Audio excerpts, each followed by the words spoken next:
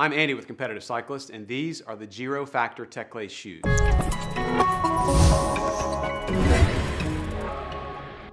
I got my first pair of Giro shoes, the ProLite SLX, the day they hit the market because they were, no BS, the lightest and most comfortable cycling shoes I'd ever put on my feet. I think the analogy I made in my review was along the lines of Cinderella's glass slipper, and today, over 5 years later, I still wear them at least once a week, and they're still as comfortable as ever. Last year, the lace-up Empires came into my life and added a new layer of comfort and, let's be honest, style to the picture. I love the throwback design, but I also love the infinite levels of tension you can create with the laces. What I don't love is having to stop, get off the bike after an hour of riding to untie, micro-adjust, and retie the laces because my feet have settled into the shoes, and that's why the TechLace caught my eye. Giro took everything I loved about the styling of the Empires and the simplicity of the ProLites and mashed it up into a killer new shoe. They started with the tried and true Easton EC90 SLX sole, which is a bit like a perfect carbon bike. Light and stiff, yet incredibly compliant. It's also among the thinnest on the market, which puts your foot in almost direct contact with the pedal.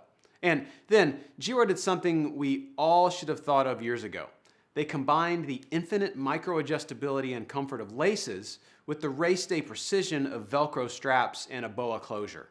When you stir in the suppleness of their Evo fiber uppers, which create a perfectly padded tongue and heel, and then put it all on top of Easton carbon, the end result is a welcome evolution in cycling shoe design and performance. Oh, and did I mention the 3-in-1 system drops the weight by 40 grams per shoe over the 250-gram Giro Factor? That's a lot. In my mind, since shoes are rotational weight, that's akin to dropping 20% off the weight of your wheels.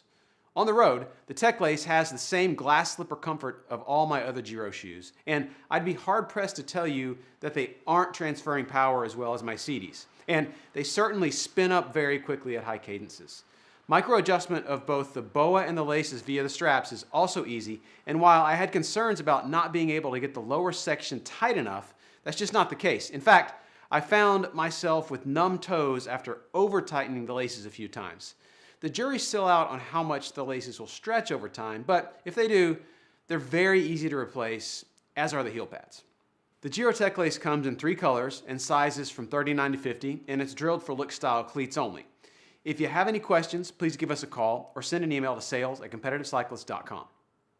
I'm Andy with Competitive Cyclist, and these are the Giro Factor TechLace shoes.